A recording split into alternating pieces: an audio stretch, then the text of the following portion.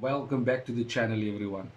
It's a long time, and we certainly have to find things to talk about in terms of Manchester United and everything that it entails. It's going to be 2 weeks plus before we play our next Premier League game, and that is against Leeds United on a Monday night, no less. So we have time to talk about so many things. And today's video, we're going to be speaking about Michael Carrick and his credentials. Is he actually the right man to take Man United forward, or is he just here for the interim, as is his current role?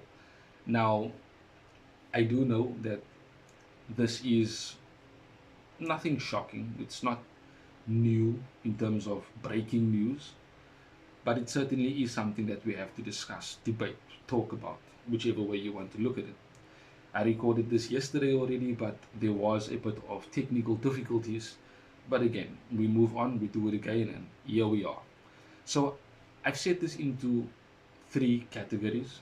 Firstly, being results under Michael Carrick, then talking about his system, and then finally the concerns that I have on Michael Carrick potentially being permanent Manchester United manager, head coach, whichever Ineos are looking to appoint on a permanent basis.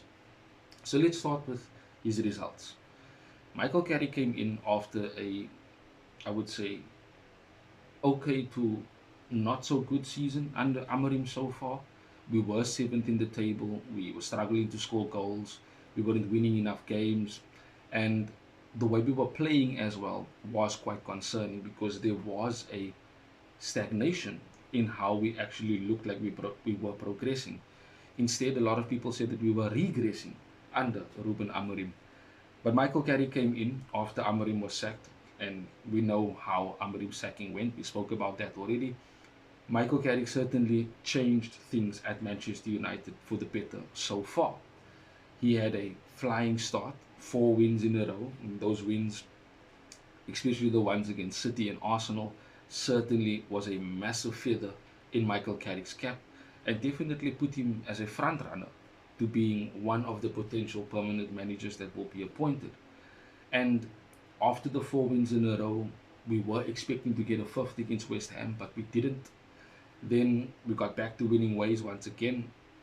And then, of course, we know the Newcastle loss is, of course, a blemish on his record, his first loss ever since he's managed United as an interim coach. And he ends off with 7 wins, 2 draws, and a loss in his first 10 games. I always said that the 10 games is what I will give him and then have a proper assessment on him as a manager at the level of Manchester United. Now, Michael Carrick, in terms of his results, you probably chop his hand off if you knew that is exactly what he was going to give to you. If Amorim got that, he would still be Man United manager right now. Let's not make a mistake about that. This is a results business, and Michael Carrick certainly did and has found ways in order to get the right results. That is why we are in third place. That is how we went above Aston Villa after being 11 points behind him. It was because of the consistent good results that we were getting. And that is, for a lot of people, the main thing. He's getting results, give him the job. But that isn't all that it is about. There are deeper things that you have to look at. His system. He uses a 4-3-3, a 4-2-3-1 with the ball. Sometimes it can be a 3-5-2 with the ball when the fullbacks are pushed higher up the pitch.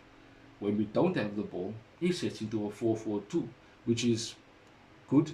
It helps you defend well, close down spaces, and it allows you to press together as a team in a block. Now, many coaches in Europe, in the world, they play 4-3-3s, 4-2-3-1s, 3-5-2s when they have the ball in high areas. And of course, like a Diego Simeone, he sits in a 4-4-2 when they do not have the ball. And these tactics are good. It's flexible. It allows you to mix and rotate positions on the pitch. You can easily flow from a 4-3-3 into a 4-2-3-1 if you need two people to sit rather than one. You could also easily move it into a 3-5-2, as I said, by pushing the fullbacks higher and letting the two midfielders and I would say perhaps the two centre backs and maybe the left back or the right back on that particular side, cutting in to make it three at the back. These are things that we can do, but we have seen, and this is where the concerns come in, because results are good, tactics are okay. These are things that can be improved. These are things that can be bettered. But the concerns that I have with Michael Carrick, this is where I'm starting to doubt his credibility in terms of being permanent Manchester United manager, head coach. He certainly, when he was at Middlesbrough, he was always seemed to be found out and exposed when facing a team that sits back in a low block. And against West Ham, we saw that basically happen. We struggled to break West Ham down. And when we did, it was because Sesko came on and gave us a focal point. And that does bring me into another concern. Not just the factor that he struggles against teams that sit in a low block or don't press high or don't want to go at them in order for us to find the spaces in behind to run into or to play through.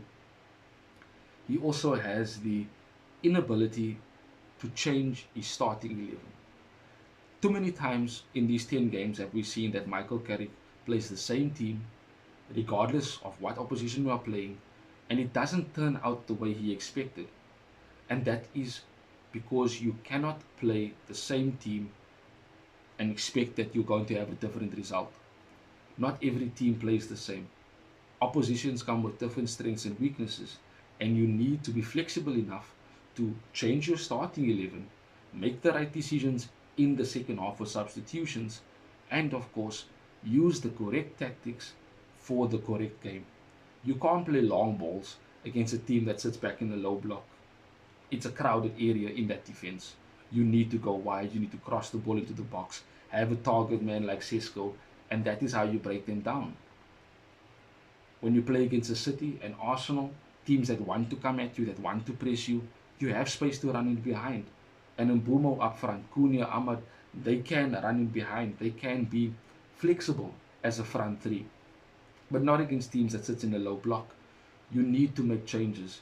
The only time Carrick made changes is because he was forced to. Dogu got injured. Dallo wasn't available. That's why Mazraoui started. Yoro is only starting because Martinez is injured. This is a problem. You can't stick with the same team game in, game out. It's not going to work over a long-term season. Sir Alex Ferguson never ever played the same team twice. When he did, it was basically because he knows that the team can get the win. This is not Manchester United in 2008 or Manchester United in 1999 when they won the treble. No. You need to have the right tactics for the right games. But those are my concerns on Michael Carrick, and I'm still doubting whether he can be permanent Man United manager. He has games in order to change that, in order to show that he is learning, that he is not making the same mistakes, that he is taking in the obstacles that are coming his way and learning how to work with him. And in order for us to win the games that we consistently draw, the games that we lose, find the solutions how not to have that happen again. So those are my thoughts on Michael Carrick. Let me know in the comment section what you think about Michael Carrick and his position thus far. Do you think he's good enough to take over? Do you think we need someone else, someone better? Let me know. We can talk about it. We can debate it in the comments. Have a wonderful day further. Till we see each other again in the next one. Bye-bye, Red Devils. Thanks for watching. If you want more content on Manchester United, like, share and subscribe.